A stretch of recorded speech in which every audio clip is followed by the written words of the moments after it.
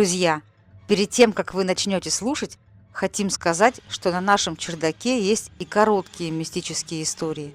Их можно послушать в ТикТоке и на Бусти. А также на Бусти у нас есть интересная рубрика «Три слова». С вас 3 слова, с нас рассказ. Вы присылаете нам любые 3 слова, а мы пишем по ним рассказ и, конечно, упоминаем вас. Также у нас есть телеграм-канал. Все ссылки в описании. Ставьте лайки, подписывайтесь и пишите комментарии. Это помогает продвигать наш канал, и мы, авторы, монстрически благодарны за вашу поддержку. А теперь история. После школы Вика поступила в лесотехнический институт. Поступила скорее для галочки, но мама очень гордилась, что и вторая дочь поступила в вуз. Никто не спрашивал, кем хочет быть Вика. Они жили в поселке, и выехать в столицу республики уже было достижением. И выехать надо было любыми путями. Самый простой – поступление в вуз. Так считала мама Вики. Такой был ее план. Сначала дочери переберутся, а затем они продадут квартиру в поселке и переедут в город все вместе. И процесс продажи она уже начала. Мама перечислила 3 основных вуза их республики и предложила выбрать факультеты, на которые есть все шансы поступить. Старшая сестра Вики, Оля, уже училась в городе на 4-м курсе иньяза и жила в новом, можно сказать, элитном общежитии. Это общежитие считалось самым приличным в городе. Его негласно называли пансионом девиц. Там жили только студенты факультета иностранных языков. Вернее, студентки. Мама повезла Вику в город заселяться, и хотя понимала, что общага старшей сестры одна такая на весь город, но в глубине души надеялась, что и общежитие Вики будет приличным. Когда они подъехали к общежитию, мама напряглась прямо со входа. Пока шли в комнату Вики, мама нарочито бодрым голосом то и дело повторяла Вике. «Ну, ничего, зато в центре и 3 минуты до института. Да и ненадолго это, родная. Вот купим летом квартиру и дома будешь жить». Вика поняла, что мама сильно расстроена и переживает. Но она знала, что отдельную квартиру родители сейчас снять не могли. Было финансово трудно учить сразу 2 дочерей. Общежитие было старого типа. Посередине лестница, а потом в разные стороны от нее коридоры. И комнаты, комнаты, комнаты, и так на каждом этаже. Старые обшарпанные стены, крашеные деревянные полы. Мама Вики заглянула на кухню. Оттуда она вышла напряженная и молчаливая. Говорить она начала только, когда они зашли в комнату, закрепленную за Викой. Вику подселили к 3 второкурсницам. У комнаты был спокойный домашний вид. Она резко отличалась от всего общежития в целом. В комнате были светлые обои, на окнах висели шторы, а около одной из кроватей даже стояли цветы в горшке, глядя на которые мама Вики заулыбалась. Каждый угол отличался своим особым уютом. Только одна кровать пустовала, Викина кровать. Мама снова бодро защебетала. Они вымыли полы, заправили постель, разложили вещи. Мама составила список, что надо привезти. Потом Вика проводила ее на автостанцию, обняла. Мама даже всплакнула, будто они не увидятся в следующие выходные. И уехала. Девочки в комнате оказались не слишком общительными, но спокойными. А Вика, она никак не могла привыкнуть к общежитию. Жизнь в общаге кардинально отличалась от ее прежней жизни. Общага никогда не затихала, в ней всегда происходили какие-то события, где-то бренчали на гитаре, где-то спорили. Смех, топот по деревянным полам, звон посуды на кухне. А тот факт, что нет своего пространства, нет комнаты, в которой можно закрыться, пугал Вику сильнее всего. Она потеряла чувство защищенности. У нее было ощущение, что она стоит голая в толпе. В общаге все про всех знали. Невозможно было спрятаться, утаить что-то. Вика ходила на занятия угрюмая, колючая, готовая всегда дать отпор. В таком состоянии было трудно завести новых друзей. Ей отчаянно хотелось домой. Ну, или увидеть кого-то, кто связан с домом. И хотя они с сестрой не дружили, она решила ее навестить. Сестра была старше Вики на 3 года. Они были совершенно разными. Разные точки зрения на события, разные подходы к решению задач. И каждый отстаивал свою точку зрения. В детстве они дрались практически ежедневно. Когда сестра поступила в институт и уехала в город, они отдалились еще больше. Но оскорблять и подкалывать друг друга перестали. Каждый просто жил своей жизнью. У сестры были свои планы, свои друзья, а Вика получила свое полное владение, их общую комнату, чему была страшно рада. Вика не знала, как встретит ее сестра. Но, видимо, мама, как всегда преувеличивая, в страшных красках описала, в каком адовом месте теперь будет жить их Вика. Поэтому Ольга приняла ее довольно радушно и даже оставила ночевать у себя. И Вика стала приходить к ней чуть не ежедневно. Днем она училась, торчала в библиотеках или рабочей комнате, а вечером бежала к сестре. В своем общежитии она практически не появлялась. Однако терпение Ольги скоро закончилось, и в один из вечеров она перехватила Вику на улице и попросила начать жить самостоятельно, как взрослый человек, а не делать из нее мамочку. Вика молча развернулась и ушла. Она шла в свою общагу и глотала от обиды слезы. Ее просто прогнал родной человек. Прогнал, как собаку. Заходить в комнату она не хотела. Оттягивала время до последнего. Сидела около общежития. После 22:00 комендант пускал со скрипом, ворча, но пускал. Она сидела на лавке и продолжала жалеть свою жизнь, как вдруг рядом раздался голос. «Можно посижу рядом?» Хм, знакомое лицо. Вика знала эту девочку, видела, когда сдавала экзамен по химии. У девочки были шикарные волосы, длинные и при этом невероятно густые. Летом на экзамене они были заплетены в толстенную косу, и Вика то и дело восхищенно пялилась на нее. У самой Вики уже давно была стрижка. Вика подвинулась, несмотря на то, что лавка была длинная и места было много. «Садись, конечно.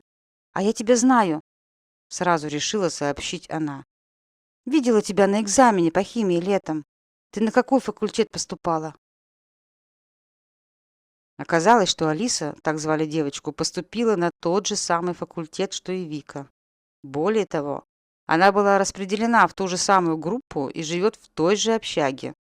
А раньше ее не было, потому что она со своим парнем была на море и вот только что вернулась. По мнению Вики, Алиса была очень яркой, самостоятельной и взрослой. У нее даже был парень. Они просидели так еще часа два, а потом Алиса сообщила, что Вика должна переселиться к ней в комнату. Алиса жила в комнате одна и сказала, что лучше жить со своими и с домашкой помогать друг другу, чем с этими непонятными второкурсницами, с которыми сейчас живет Вика. В эту ночь Вика вернулась в комнату другой. У нее теперь была подруга, которая училась с ней в одной группе. Жизнь, наконец-то, повернулась к ней яркой и солнечной стороной, думала она. На следующее утро Вика пошла к коменданту и добилась своего переселения в комнату Алисы. После пар они пошли гулять по городу. На улицах города Алиса вела себя необычно, будто она на большой сцене. Она громко рассказывала что-то и при этом махала руками, забиралась на бордюры, камни, кричала оттуда: «Ой, упаду!» Да, Алиса была очень необычной. Она привлекала внимание всех мужчин. Кто-то подходил знакомиться, но она гордо сообщала, что почти замужем, хватала Вику за руку, и они хохоча убегали. Вика перестала ездить домой каждые выходные. Выходные они проводили вместе с Алисой. Делали домашние задания, гуляли. Алиса рассказала Вике про парня. Он ее старше на 10 лет, и, насколько Вика поняла, как-то связан с криминальной средой. Вика его не видела, он не приезжал ни разу. Иногда он звонил Алисе, и она уезжала на 3 дня. Однажды Алисы не было целых 2 недели. Она вернулась какая-то посеревшая, поникшая, и сказала Вике, что Саши больше нет. Вика была шокирована, старалась заботиться о подруге, лишний раз не напоминала о трагедии. Шло время. Девушки продолжали учиться, все так же делали все вместе, но Алиса изменилась. Первые недели она будто пряталась от чего-то. Не выходила из общежития даже на пары. Вика ей не настаивала. Она помогала Алисе, как могла. Делала и сдавала домашние задания, держала в порядке их комнату, готовила еду и заставляла Алису есть. Они так и жили вдвоем. Как ни странно, к ним никого не подселяли. Комната была рассчитана на 4, но жили в ней только Вика с Алисой. И пока Алиса была безучастна к жизни и учебе, Вика стала замечать, как сдружились ее одногруппники, и что они почему-то сторонятся ее и Алису. Не приглашают на дни рождения, не зовут гулять. Хотя, если попросить о помощи, не откажут. Вика снова стала чувствовать себя одинокой, но у нее было мало свободного времени, чтобы задуматься и выяснить, почему так происходит. К тому времени Вика уже подрабатывала. Чертила, делала задания для заочников, брала на перевод тексты. Она хотела на Новый год купить всем своим подарки на деньги, которые она заработала сама. А однажды Алиса снова пропала. Вернулась через неделю. Ожившая, похорошевшая, она снова улыбалась и шутила. Но Вика стала замечать странности в поведении Алисы. Проходило какое-то время, и Алиса будто сдувалась, как воздушный шар. Она могла, задумавшись, сидеть на месте около получаса. Взгляд при этом у нее был очень злым. Она смотрела куда-то в угол, и губы шевелились, будто она с кем-то говорила. Вика однажды попробовала ее вывести из этого состояния, дернула ее за руку и позвала есть. Алиса оттолкнула ее и посмотрела с такой ненавистью, что Вика больше не мешала Алисе отдыхать. Потом Алиса пропадала на неделю и снова возвращалась самой собой. На вопрос Вики, куда та пропадает, Алиса уклончиво отвечала, что как-нибудь потом расскажет. После Алисиных возвращений все было как раньше, в дни их знакомства. Они много гуляли, веселились, Алиса эпатировала людей, выкидывала коленца, мужчины также старались познакомиться. Но однажды произошел случай, который заставил Алису немного приоткрыть свою тайну. Они шли по улице, Алиса шла по бордюру и что-то пела, как вдруг к ним стремительно подошел парень и бешено заорал на Алису. «Где мой брат? Куда ты дела моего брата?» Алиса опешила, побледнела, а потом побежала, оставив Вику одну. Парень рванул за ней. Вика растерялась, она не знала, что делать. Подождала немного и пошла в общежитие. Алиса вернулась поздно. Первым делом она извинилась перед Викой, что бросила ее, но она это сделала, так как знала, что парень непременно побежит за ней. А потом рассказала, что это брат ее Саши, и что последний, кто видел его живым, была она. Поэтому он думает, что она причастна. Алиса боялась, это было очевидно. Вика предложила пойти в полицию, но Алиса уверенно сообщила, что у нас нет в стране статьи за преследование и что она справится сама. Сюда его не пустят, а на улице она как-нибудь разберется. Больше этого парня Вика не видела. Сессию обе девушки сдали без троек. На каникулы каждая из них уехала к себе домой. Вернувшись после каникул, Вика не узнала Алису. Она стала выглядеть старше, вызывающе одеваться. И она состригла свои прекрасные волосы. И стрижка явно добавляла ей несколько лет. Но главное, изменилось что-то внутри Алисы. Она стала холоднее, жестче, шутила злее, движения стали более резкими. Даже слова она говорила, будто топором рубила. Сообщила, что нашла подработку в агентстве недвижимости риэлтором. Вика была удивлена переменам в Алисе, но все же радовалась встрече с ней. За каникулы она успела соскучиться. И вроде бы все было как раньше. Это была ее Алиса. Но все же снова стали происходить странные события вокруг нее. Однажды Вика, вернувшись после пар в общагу, увидела, что у Алисы сидит гость. Алиса была веселая, как раньше. Руслан, так звали гостя, был ее одноклассником. Они провели прекрасный вечер. Вике Руслан очень понравился. Руслан попросил Алису помочь найти квартиру в аренду. Алиса пообещала завтра же показать варианты. И Руслан, попрощавшись и пообещав пригласить девушек на новоселье, ушел. Через неделю Вика, краснея, пошутила, что Руслан не сдержал обещания. Алиса внимательно посмотрела на Вику, а потом сказала: «А Руслан пропал? Я разве не сообщила? Мне его мать звонила. Уже 5 дней, никаких известий о нем». Вика опешила и ахнула. А потом, вспомнив, зачем он приходил, сказала: «Но, но ведь квартира, ты же должна была показать варианты». И Алиса резко, слишком резко отрезала: «Должна была, но он не пришел».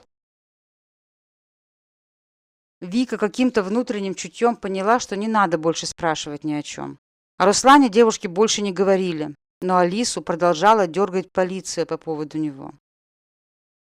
Ближе к Пасхе мама предложила Вике пригласить ее подругу к ним домой. Викина семья религиозной не была, но повод для праздника использовала. Бабушка и мама пекли пироги, потом бабушка с папой ходили в церковь освещать их, а утром ели, играли в настолки. Было весело. Когда мама предложила это, Вика неожиданно поймала себя на мысли, что не хочет приглашать Алису и делиться с ней хотя бы кусочком ее детского счастья.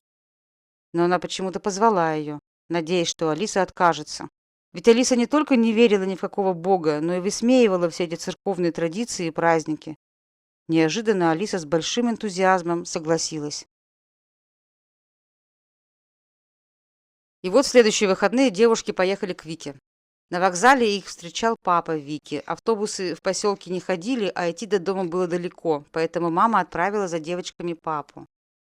Папа единственный, кроме бабушки, кто верил в Бога в их семье, но он верил, не привлекая к своей вере других, сам по себе. Он говорил, что пришел к вере после Афгана, и что это дело сугубо личное и даже интимное. Он даже в церковь не ходил. Дома у него была иконка, и в машине висел крест под зеркалом, ну и еще одна иконка лежала в бардачке. На этом все. И точно так же считала бабушка Вики, папина мама, которая жила с ними. Папа предложил посадить гостю вперед и заодно провести экскурсию по поселку. Вика не возражала. Она была очень рада видеть папу.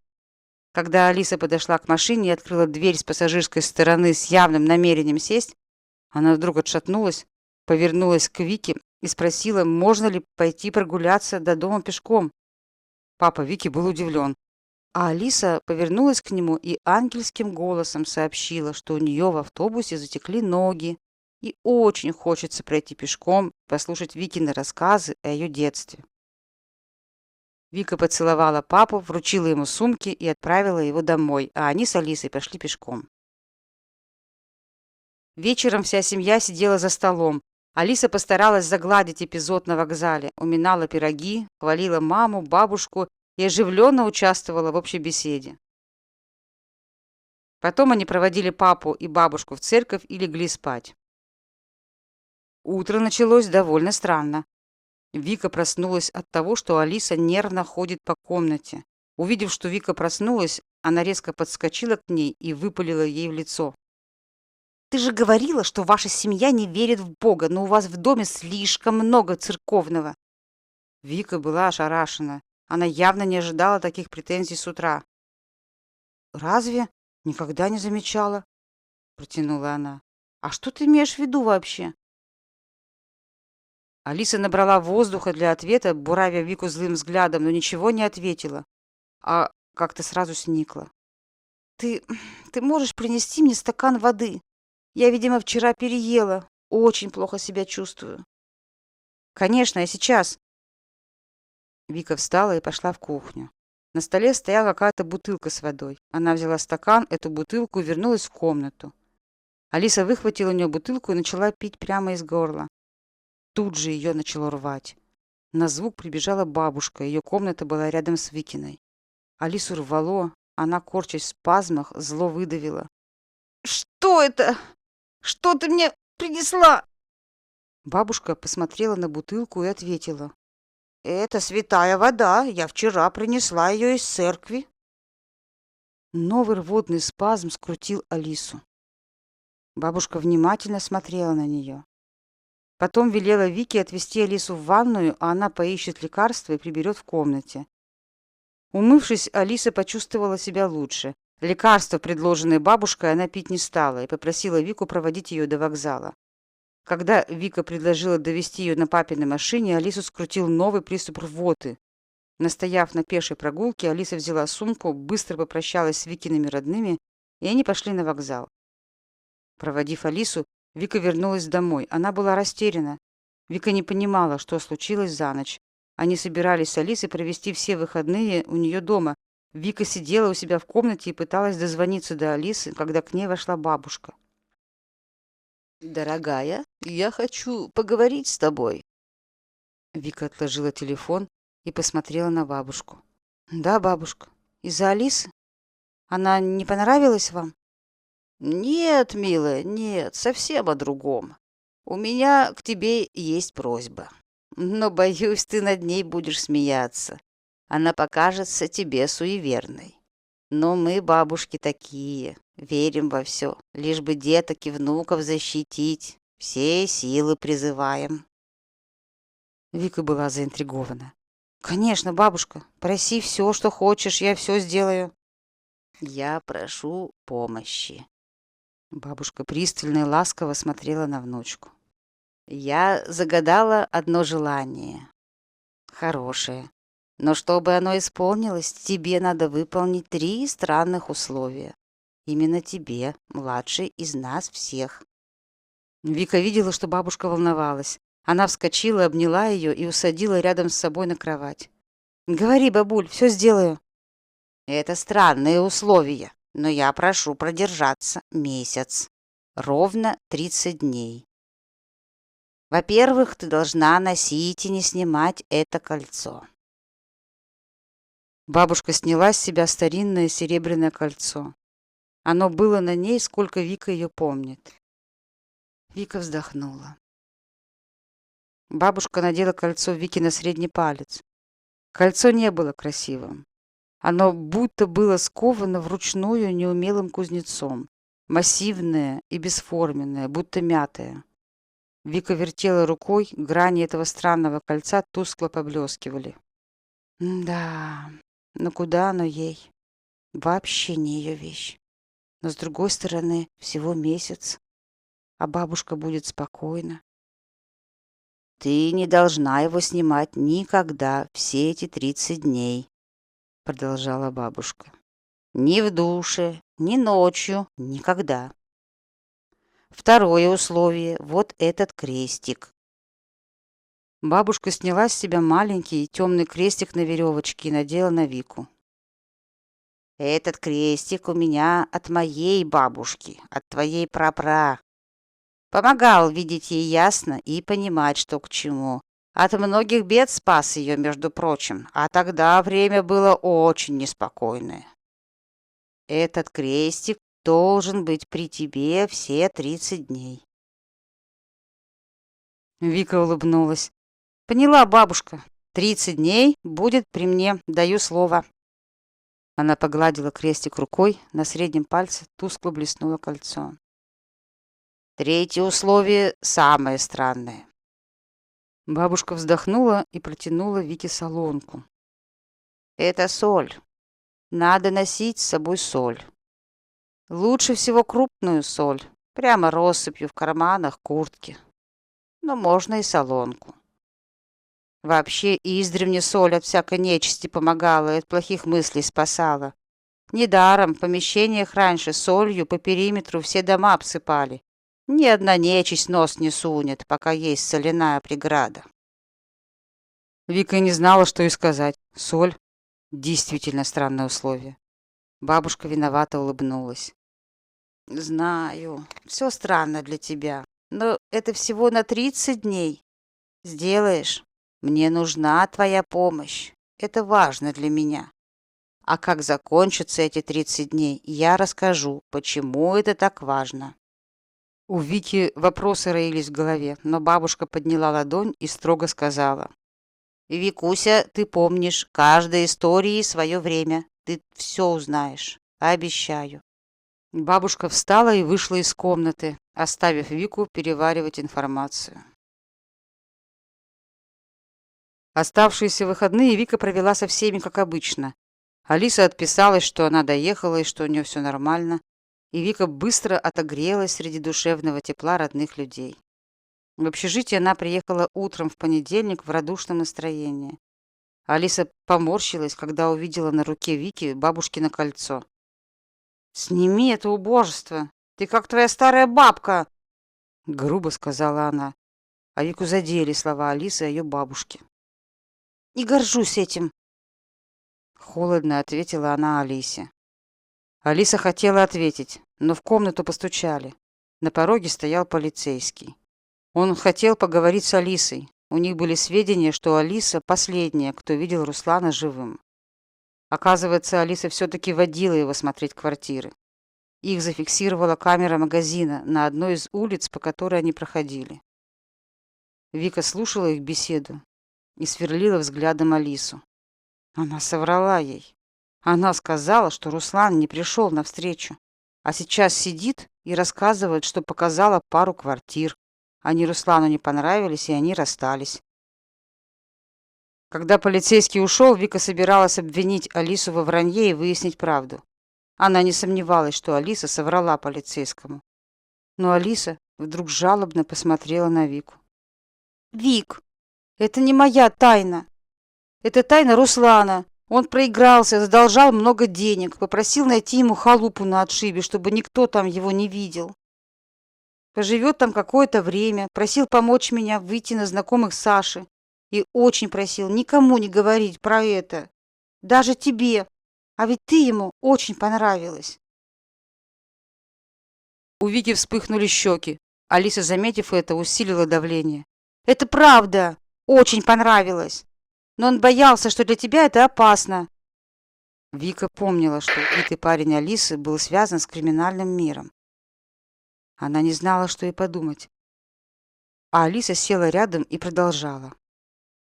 «Вот к нему я и бегаю, продукты ношу. Вот сегодня тоже должна». Алиса резко повернулась к Вике. «А знаешь что? Давай вместе пойдем. Он там совсем заскучал один. А ты ему нравишься. Ну, поругает меня за то, что рассказала. А потом только рад будет. Посидим, поболтаем, как в прошлый раз». Вика вздохнула. Да, в прошлый раз было хорошо. И Руслан ей нравился очень. И она чувствовала, что это было взаимно. И Вика решилась. «Ладно, пойдем. Только больше не ври мне». Алиса заулыбалась. Хотела обнять, но передумала и стала собираться. Собираясь, она щебетала, задавая Вике вопросы, не давая возможности передумать. «Давай, переодевайся, надень пальто, оно тебе больше идет. А по дороге купим торт, чай, продукты базовые. Представляешь, он любит гречку. Ну кто любит гречку? Ты вот любишь гречку?» «Люблю», — Вика улыбнулась. Ей было приятно, что Руслан любит то же, что и она, даже если речь идет о гречке. «А еще надо взять с собой тряпки для уборки и порошок для стирки», — он просил. Вика окончательно поверила Алисе. Ну кто будет просить переть куда-то порошок для стирки?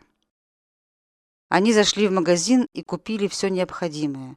Выйдя из магазина, Вика вспомнила, что забыла солонку в старой куртке, в которой приехала из дома. Она вернулась в магазин, солонок там не было. Была пачка старой соли. Она заплатила за нее и прямо на кассе, открыв пачку, высыпала соль в карманы пальто. На удивленный взгляд продавщицы, краснея, сказала: «Мы так играем, не обращайте внимания, это мое задание». Она вышла из магазина, а Алиса стояла и разговаривала с кем-то по телефону. Лицо у нее было злым и каким-то острым. Увидев Вику, она прервала разговор и заулыбалась. «Вот и ты, пойдем. Ой, а в чем это ты?» Вика посмотрела на пальто, на нем были следы соли. «Ой», — сказала она, отряхиваясь. «Да при мне там сахар разгружали, пачка упала на пол, ну и обсыпала всех, и на меня попала». Зачем-то соврала она. Отряхнувшись, обе девушки пошли к остановке. По пути Алиса рассказывала про Руслана, все, что могла вспомнить. Вика с интересом слушала и не смотрела даже, куда они едут. Вскоре в автобусе остались только они и водитель. «Конечная!» — объявил водитель, и девушки вышли. Район был старым. Рядом с остановкой стоял киоск, недалеко несколько пятиэтажек, но они прошли мимо них двухэтажным бараком. Вика вопросительно посмотрела на Алису. Та пожала плечами, мол, ну а что делать, уж прятать так со всей ответственностью. Они подошли к деревянному бараку. На втором этаже никто не жил, все окна были побиты. А вот на первом стояли новенькие стеклопакеты. Это было странно. «Звуконепроницаемые!» — шепнула в самое ухо Алиса. Вика вздрогнула, Алиса рассмеялась. «Да ты не бойся и ничего не подумай. У меня до Руслана этот барак музыкальная группа снимала. Ну а куда им деваться? Где сейчас можно репетировать рок-музыку? Они же так орут, что все бабки в округе креститься начинают. Вперед, моя девочка, смелее!» Алиса подтолкнула Вику, и та вошла в дом. Дверь в квартире тоже была под стать окнам. Казалось, окна и двери крепче всего барака. Барак рухнет, а они останутся на своих местах. Алиса открыла дверь и гостеприимным жестом пригласила Вику в дом, одновременно крикнув: «Руслан, это мы!» Вика вошла в квартиру, и вдруг шею обожгло. Алиса рванула за веревку, на которой висел крестик. «А это тебе не нужно. Думала, не замечу?» Вика схватилась за крестик, Алиса тянула за веревку и злобно шипела: «Отдай!» Вдруг сзади раздался грохот. Вика обернулась, держа в руке бабушкин крестик, а Алиса мгновенно рванула из квартиры, захлопнула дверь и повернула ключ в замке. Вика осталась стоять в прихожей одна, не понимая, что происходит. Она вжалась спиной в дверь, держа в руке крестик с оборванной веревкой. «Руслан?» Дрожащим голосом позвала она, понимая уже, что никакого Руслана тут нет.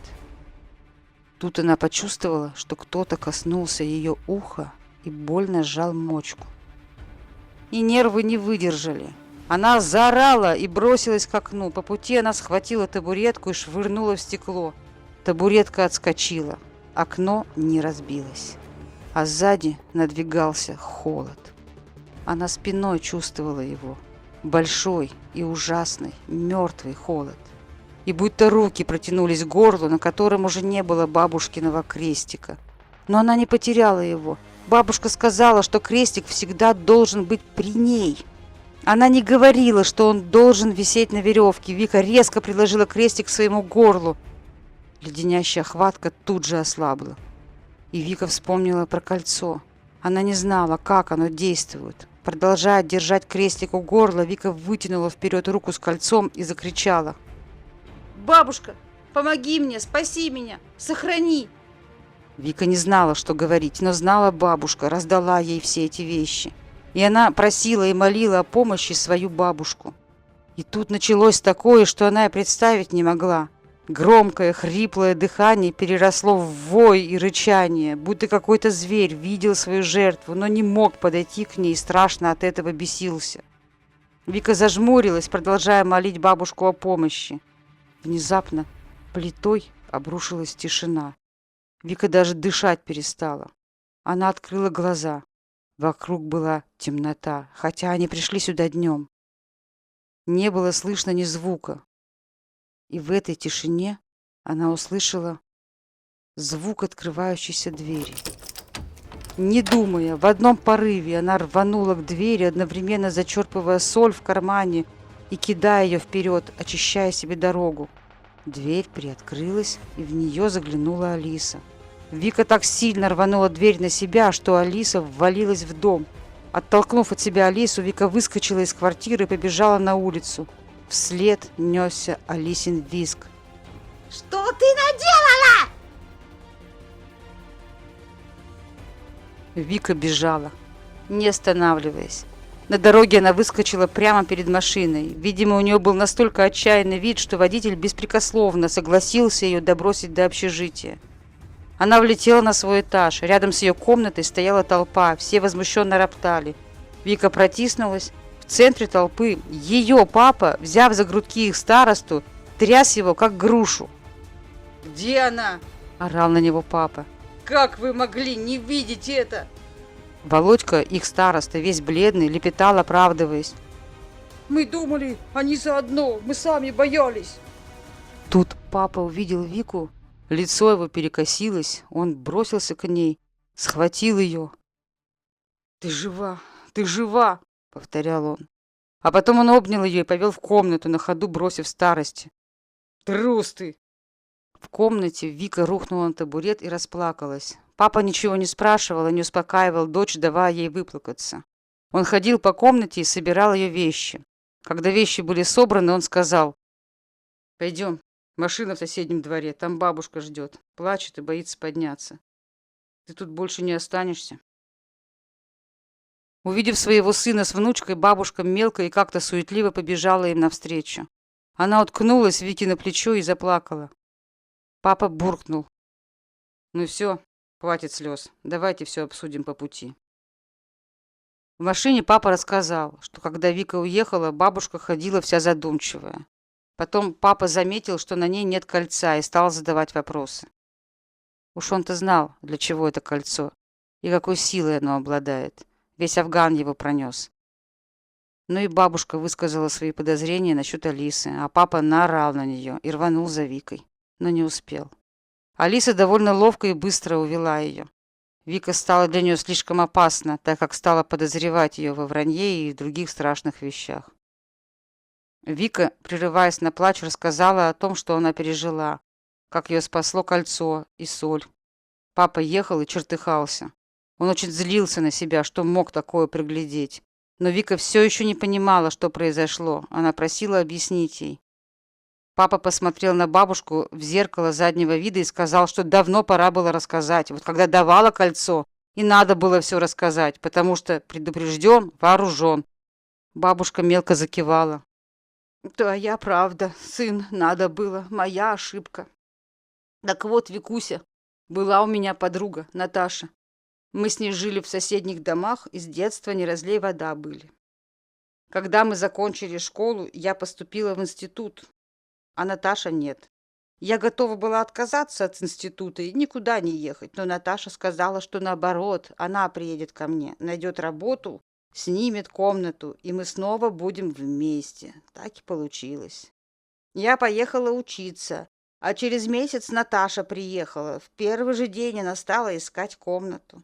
Раньше комнату искали по объявлениям в газете, звонить было неоткуда, так что все своими ножками надо было обойти. Вот Наташа взяла первую же комнату. То ли было некогда другие смотреть, то ли лень.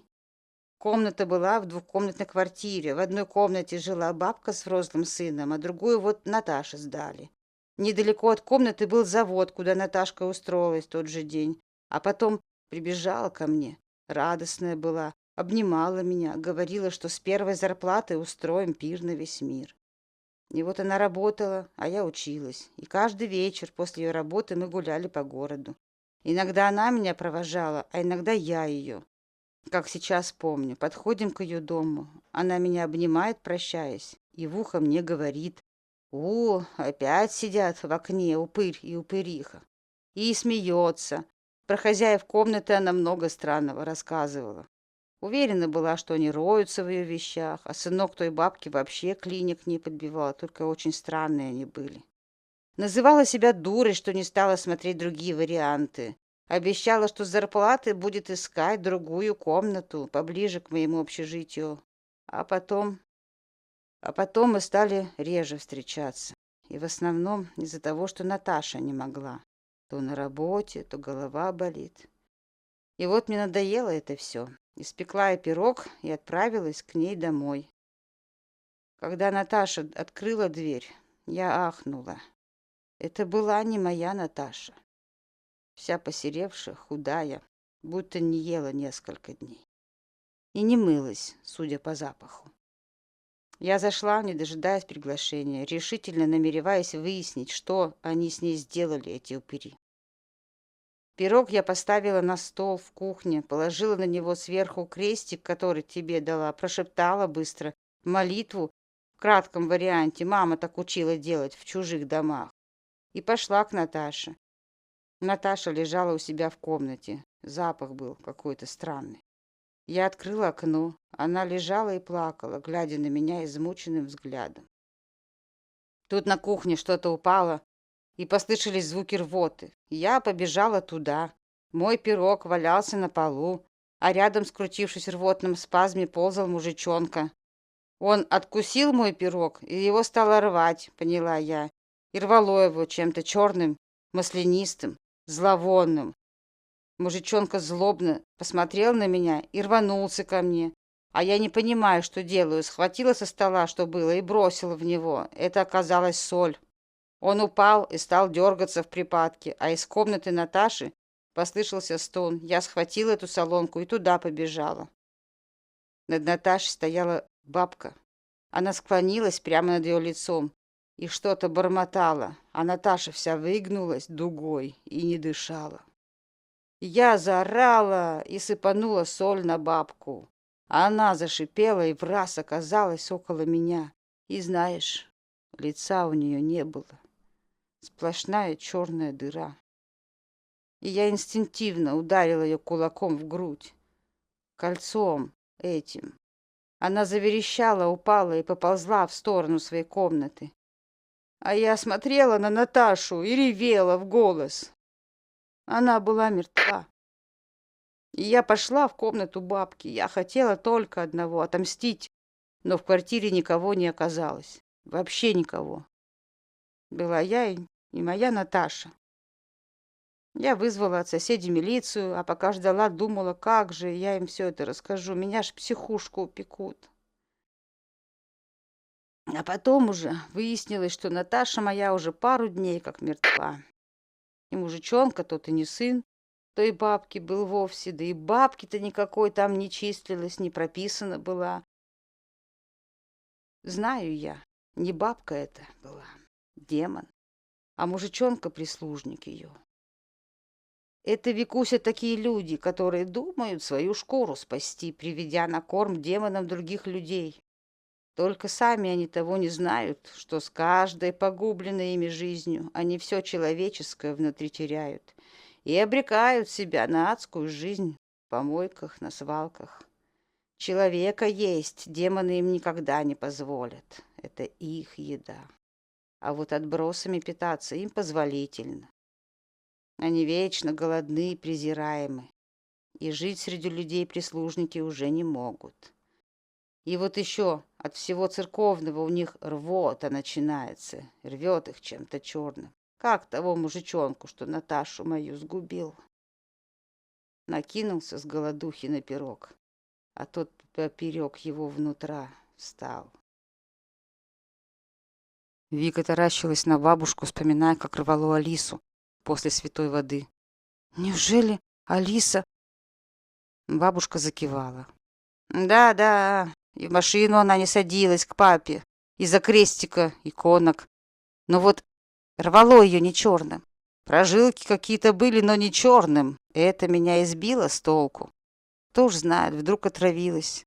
И вот тогда я и решила на всякий случай защиту тебе передать. Ох, дура старая. Снова заплакала бабушка.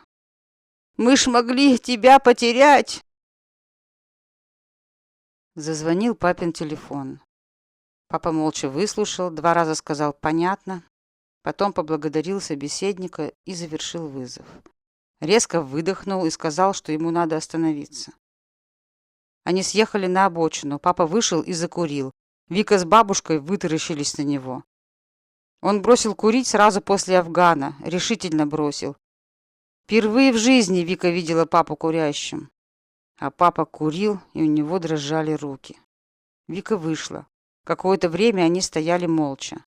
Потом папа глухо сказал. «Алиса твоя подозревается в убийстве Александра Касаткина и еще 3 человек. Последний ее одноклассник Руслан Пальцев. Все жертвы пропали бесследно. Но во всех случаях последней, с кем их видели, была она, Алиса». Папа затушил окурок, потом, глядя вдаль, вытер глаза пальцами и простонал. «Если бы бабушка тебе не дала ничего, мы бы...» Он неуклюжим движением сгреб Вику. Вика только сейчас осознала, в какой опасности она была. Так и стояли они на обочине, обнявшись, пока бабушка их не начала торопить. В машине бабушка вдруг всполошилась. «А крестик? Викусь, где крестик-то? Неужели там остался?» Побледнела она. А Вика только сейчас поняла, что все это время она не разжимала кулак. Она протянула руку вперед и с усилием разжала ее. Крестик впечатался в ее ладошку. Бабушка аккуратно взяла его, а на ладошке Вики остался рубец в форме креста. Бабушка обняла внучку. «Ну, слава Богу, теперь все хорошо будет. Если бы крестик там остался, то демон искал бы тебя. Или нас, чтобы завершить начатое. Он своего никогда не упускает».